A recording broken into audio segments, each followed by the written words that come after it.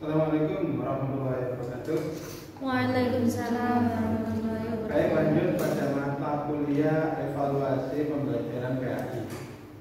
Kemarin pada pertemuan sebelumnya kita sudah menggarisbawahi apa yang digarisbawahi, bahwa keberhasilan pendidikan itu akan diketahui jika kita melakukan evaluasi.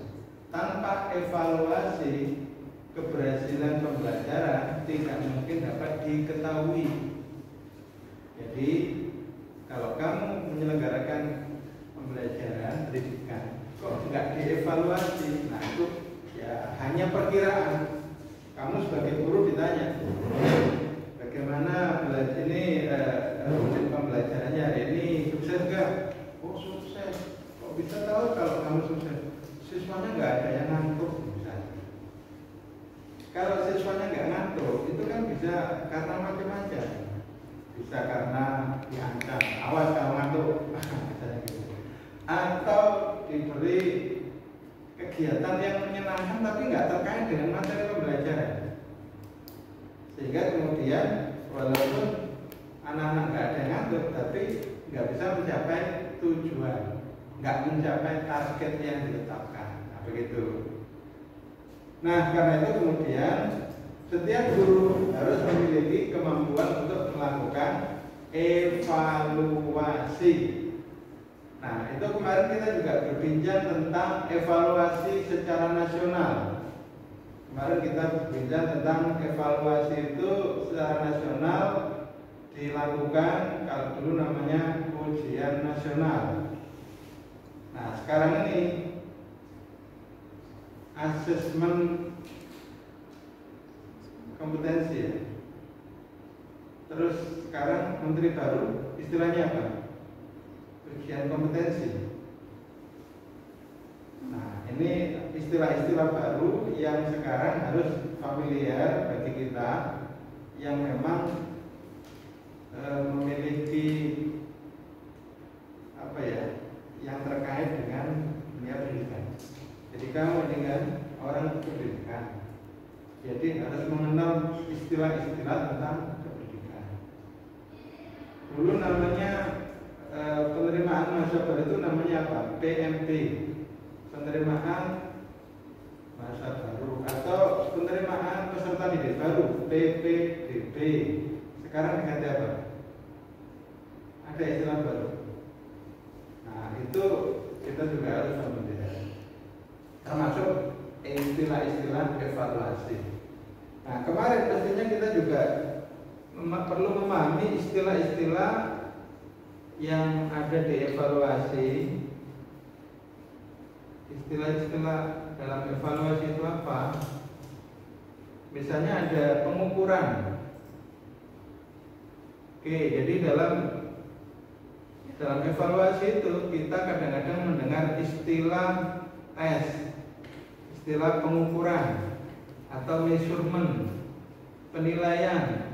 Penilaian itu bahasa Inggrisnya assessment, dan evaluasi. Nah, kenapa kita menggunakan istilah evaluasi?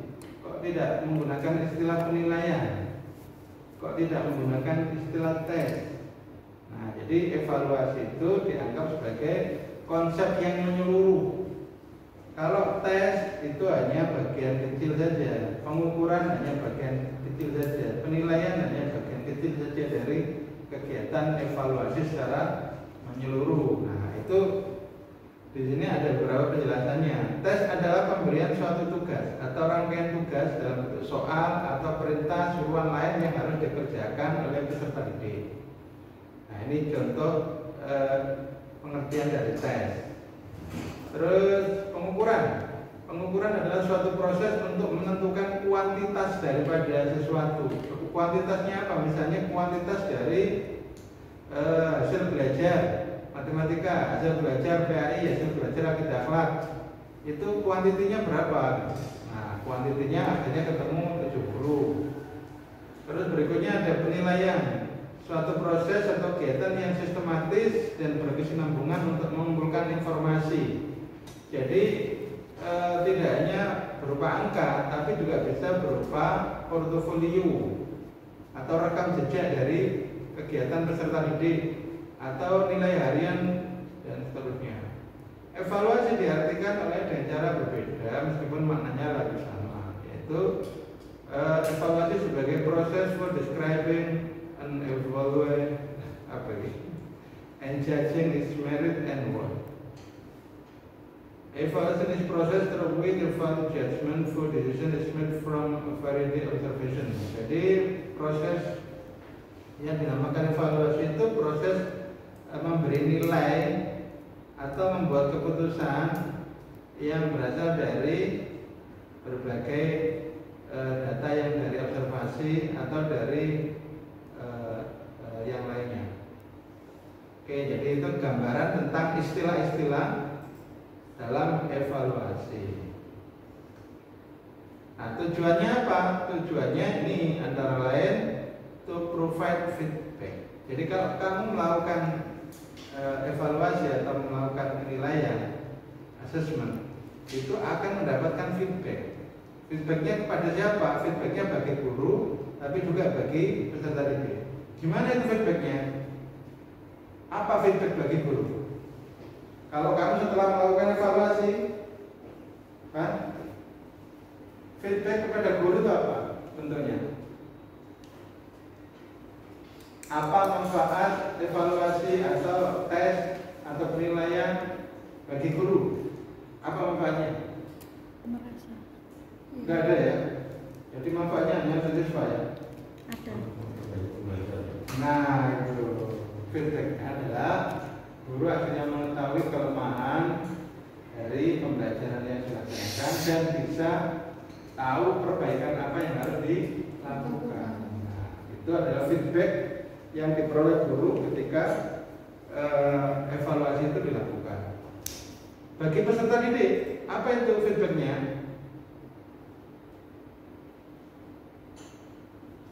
Bagi peserta didik ya, di sini peserta didik akan tahu perkembangan dirinya, dan kalau bisa mau sendiri itu enak. Kalau mau sendiri, oh iya saya kekurangan di sini, oh saya ada kelebihan di sini. Nah saya harus mengejar yang di sini. Nah karena akhirnya tahu feedback bagi peserta didik, akhirnya dia tahu kekurangannya dan dia bisa mengejar kekurangannya itu. To provide information about the level of pupil, ya, menyediakan informasi tentang level dari peserta didik. Jadi peserta didik itu prestasinya dapat diketahui, akhirnya diketahui si A ranking berapa, si B ranking berapa, dan sebagainya. Loh Pak, itu bagus nggak? Menurut kamu gimana? Rankingan itu bagus nggak? Dipajang gitu. Si A ranking 1, si B ranking 2 terakhir. Itu menurut kamu boleh nggak atau baik nggak? Baik dan buruk, Pak. Baik dan buruk. Baiknya apa, buruknya apa? Baiknya jadi semangat buat yang lain. Ya, terus? Buruknya Ya, buruknya tergantung motivasi dari siswa tersebut sih Pak. Kalau misalnya dia dapatnya misal bagus, terus membuat dia kayak merasa cukup dengan pencapaiannya, kan bisa jadi suatu saat dalam penilaian selanjutnya malah turun lagi. Nah, buat yang nilainya jelek, bisa jadi dia malah kayak malas lagi, soalnya alah wis bala kayak nilainya jelek, ngapain berlomba-lomba. Ya, Tergantung penanaman motivasi guru.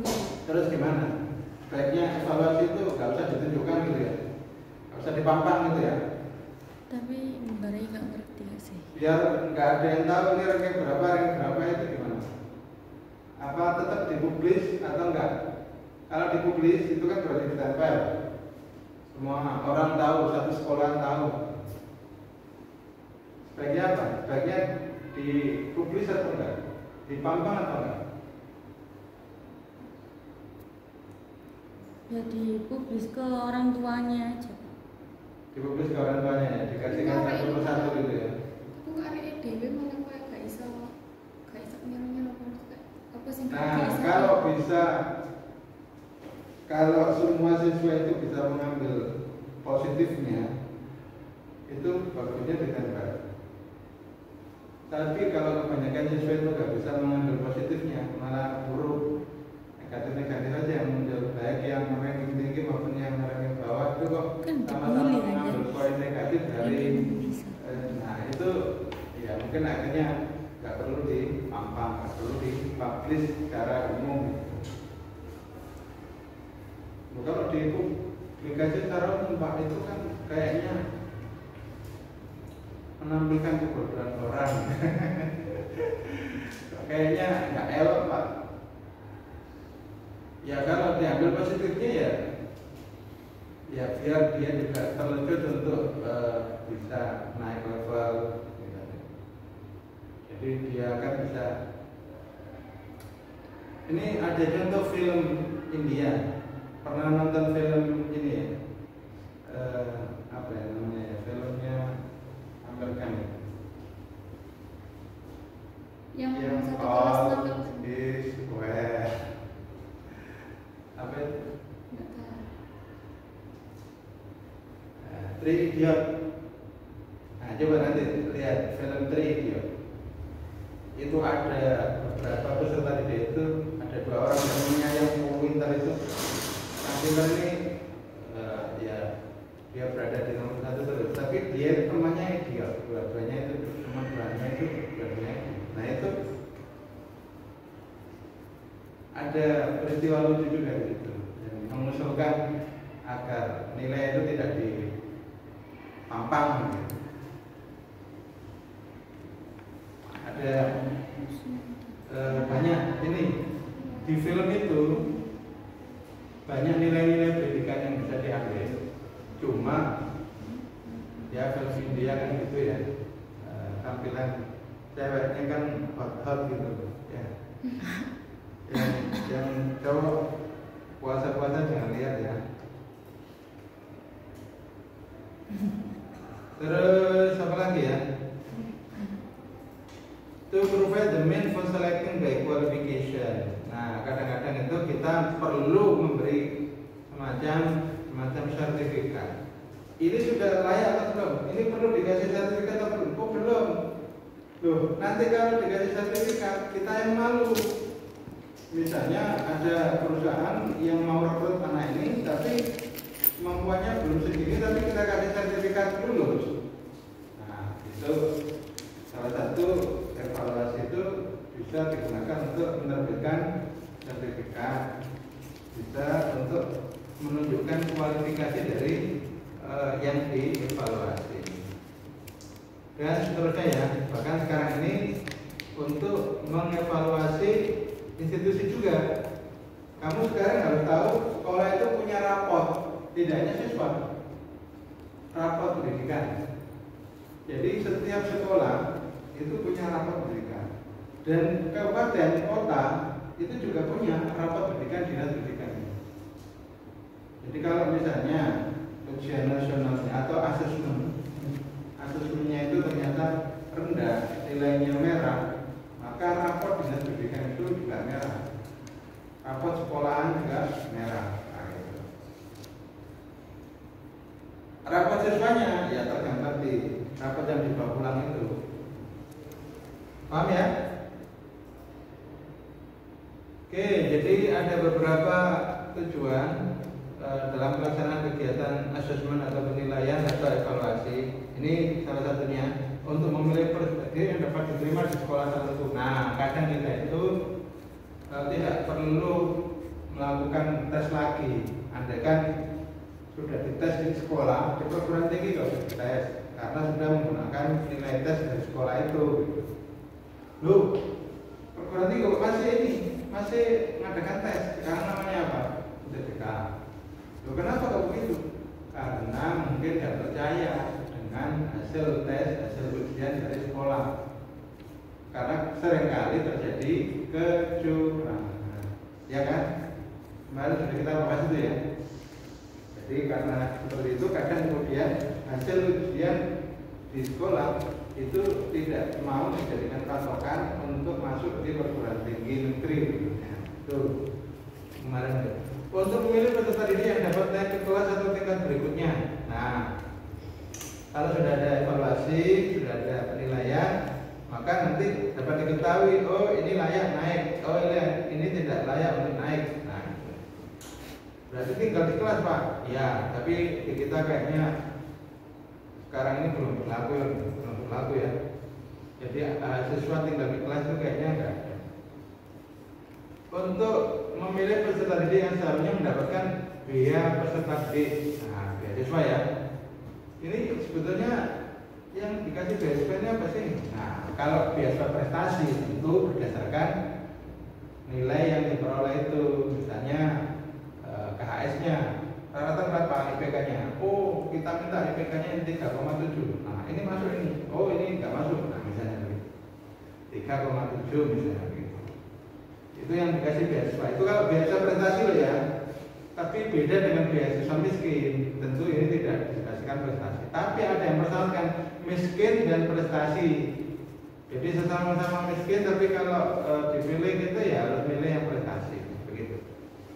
Untuk memilih peserta didik yang sudah berhak meninggalkan sekolah dan sebagainya. Nah, ini yang sudah lulus silakan boleh meninggalkan sekolah. Yang belum lulus ya masih lanjut aja, walaupun sudah 3 tahun lanjut 1 tahun lagi menjadi 4 tahun. Tapi di Indonesia tidak ada, teorinya ada, tapi tidak berlaku. Ini teorinya kan ada nih, tapi kan nggak berlaku, ya.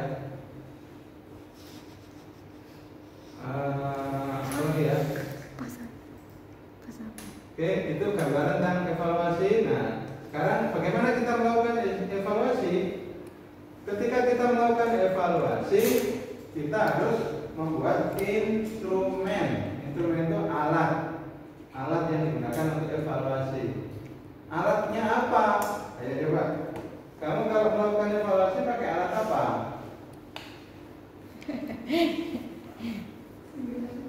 Tes.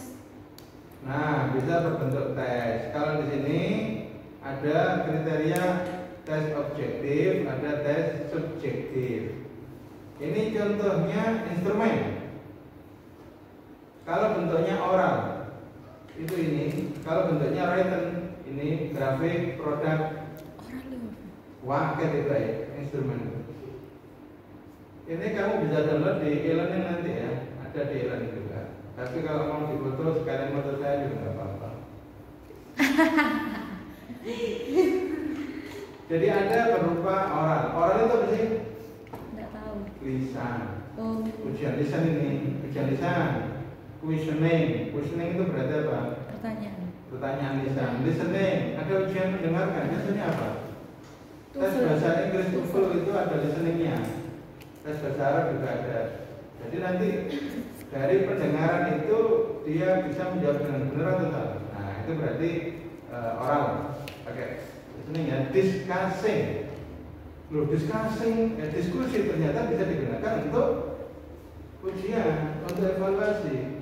Kita diskusi, kita bisa lihat mana yang aktif, mana yang nggak aktif. Nah, kan, mana yang gagasannya bagus, mana yang gagasannya nggak bagus. Nah, itu bisa. Presentation, nah, jelas kalau presentasi. Silakan presentasi depan. Nah, jadi kamu itu kalau diminta presentasi itu salah satunya dosen mau menilai kualitas kamu ya. Interview ternyata juga bisa dilakukan. Dan ini untuk macam-macam, tidak hanya kemampuan kognitifnya ya, tapi juga kejujurannya. Kalau kamu misalnya pakai tes, pakai kuesioner ya, anak-anak kamu tanya, apakah kamu jujur ya? Dia pasti jawab, ya saya jujur. Tapi kalau di interview secara mendalam, itu nanti dia mungkin akan dapat diketahui ketidakjujurannya. Nah, dari itu nanti peserta didik dapat diberikan upaya-upaya untuk perubahan perilakunya. Ada debat, ada audio recording, video recording, role play, simulation. Nah, ini adalah contoh instrumen penilaian yang berbentuk lisan atau oral, yang berbentuk tulis, written, kuesioner, diaris kok masuk ya. Jadi kami itu kalau punya catatan harian ya bisa dianggap bagian dari instrumen penilaian. Report laporan, visi, note, catatan, stories, cerita, skrip, skrip ya. Membuat skrip itu jangan cerita tentang apa begitu ya. Newspaper artikel, kamu yang sudah bisa publish artikelnya, nah nilainya A+. Bullet point list apa ini? Tahu Puisi. Ya, puisi ya. Jadi itu bentuk tulis yang bisa kita buat untuk buat instrumen. Kalau bentuk grafik ada bentuk diagram, ada sketsa, gambar, grafik, map, peta, overlay atau produk. Kalau berbentuk produk, model, misalnya menciptakan model tertentu, artefak game, foto, web page. Nah, ini adalah contoh-contoh produk yang bisa menjadi instrumen penilaian ya. Tapi semua itu dapat dikategorikan menjadi tes objektif dan tes subjektif atau tes dan non tes. Jadi evaluasi itu ada yang berbentuk tes, ada yang berbentuk non tes. Tes sendiri ada tes objektif, ada tes subjektif. Tes objektif itu seperti apa? Seperti pilihan Anda. Kok bisa dikatakan objektif maksudnya gimana sih? Kamu bisa memahami nggak tes subjektif sama tes objektif? Tes subjektif itu bentuknya adalah, contoh konkretnya adalah esai. Kamu tahu esai? Sering jawab esai. Kira-kira jawabanmu itu pasti benar salahnya enggak? Tidak pasti ya. Mungkin kebenarannya 60%, 70%, 80%. Nah begitu. Itu subjektif sekali, subjektif utamanya bagi guru, bagi dosen. Itu subjektif, kadang-kadang jawabannya sama nilainya beda. Ketika ada namanya, nama daerah, ini mesti nilainya kayak api. Tapi kalau dikasih pas putri itu nilainya rendah, nah itu berarti subjektif, tidak melihat pada jawaban yang siap. Nah makanya guru kalau membuat soal esai ketika ngoreksi, kalau bisa itu nama peserta didiknya itu ditutup supaya tidak subjektif. Paham ya? Supaya nggak ada terpengaruh dengan peserta didiknya siapa yang dinilai tadi.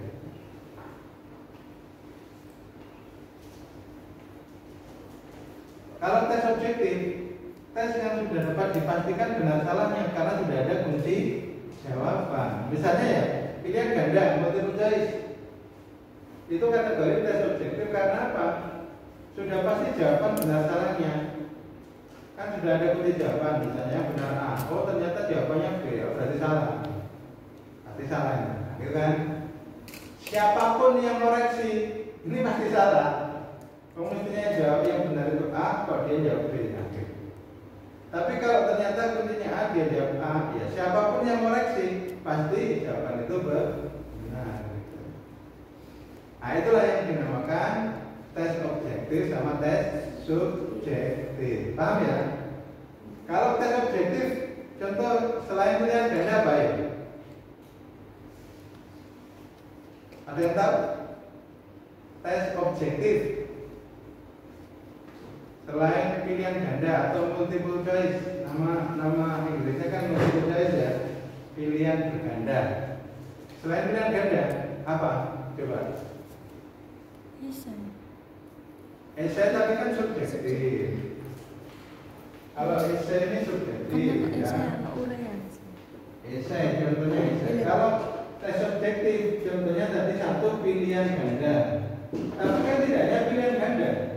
Kamu dapat soal-soal dulu itu selain pilihan ganda apa contohnya? Mencocokkan. Bisa penjodohan.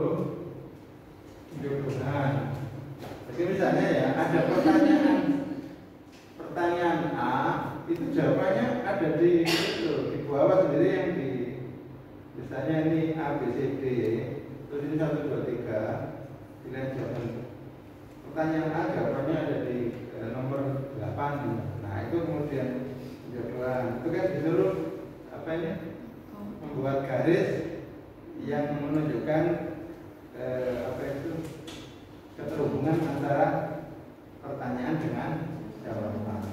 Nah, itu contoh penjawaban. Nomor 2 jawabannya pertanyaan nomor B jawabannya di nomor 2. Nah, itu contoh penjawaban. Itu juga kategori tes objektif. Kalau nggak dikasih garis ke situ pasti salah. Siapapun yang koreksi. Tapi kalau dikasih garis ke situ, nah itu siapapun yang koreksi pasti benar. Tapi kalau tes IC, andaikan saya koreksi ya, ini dapat 80. Kalau dikoreksi oleh teman saya mungkin kasih hanya 70. Paham ya? Nah, itu subjektivitas ketika menilai tes IC. Kalau dulu kan ada esai, ada uraian ya Pak. Esai dengan uraian itu nama lain. Maksudnya nama yang sama. Maksudnya sebutan esai itu ya tulisannya ya uraian. Terus apa lagi? Pilihan ganda selain PG, pilihan ganda selain pilihan ganda. Kuis pendek. Hah? Kuis pendek. Masa kayak itu loh Pak, yang jawabannya itu hanya satu kata atau 2 kata, misalnya hukum zakat Ya. apa Ya, pengisian ya, istilah titik-titik gitu ya. Nah, itu biasanya juga sudah dianggap objektif ya, oke. Terus isian. Terus selain isian apa? true or True or false? True or false? Tahu? Benar atau salah?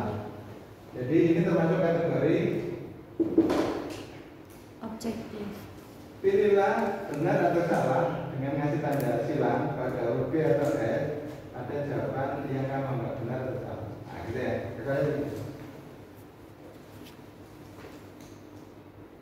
Haji adalah rukun Islam kedua.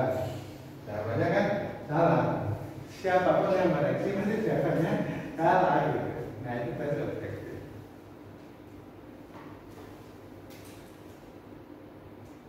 Oke.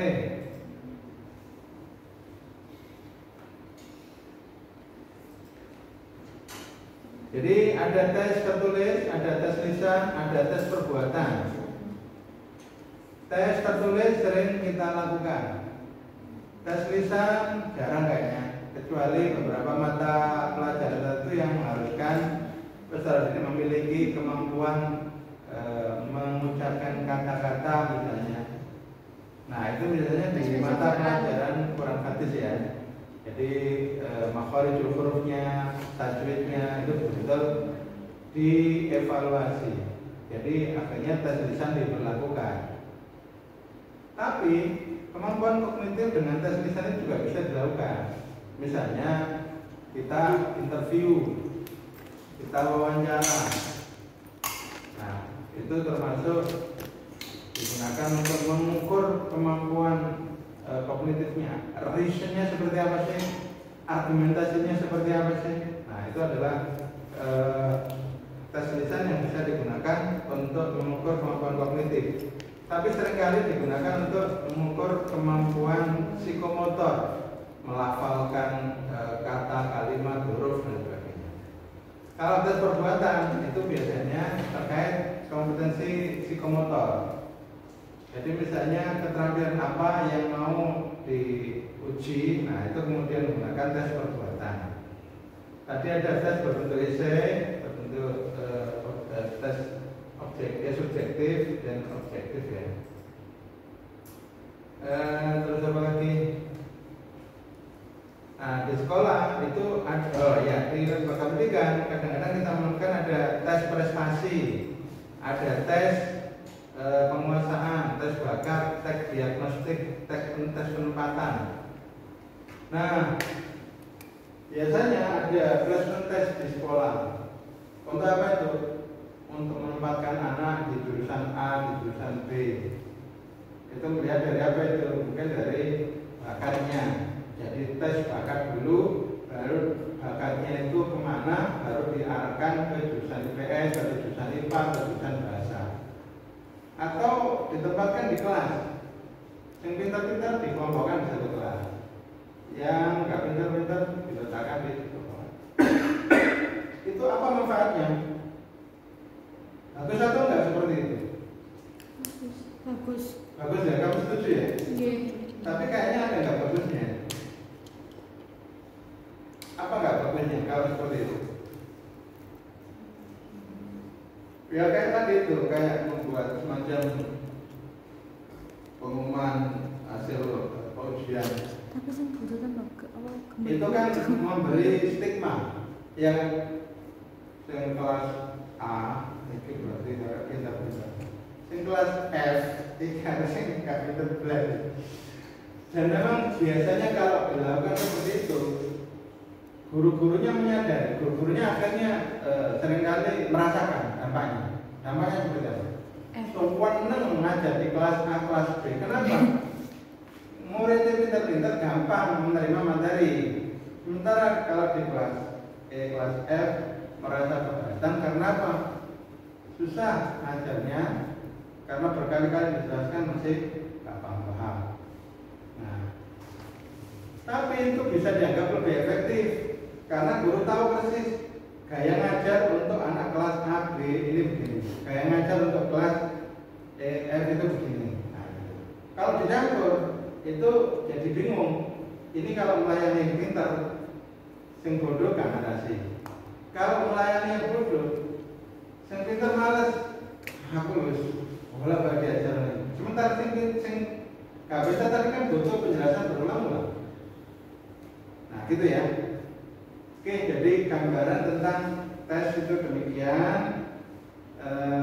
Evaluasi yang akan kita selenggarakan nanti pada saat kita menjadi guru, kita harus banyak mengenal instrumen-instrumen evaluasi dan nanti kita akan menyiapkannya, termasuk bagaimana menguji validitas dan reliabilitasnya. Ya, walaupun ada yang sudah praktek. Oke, sementara itu terus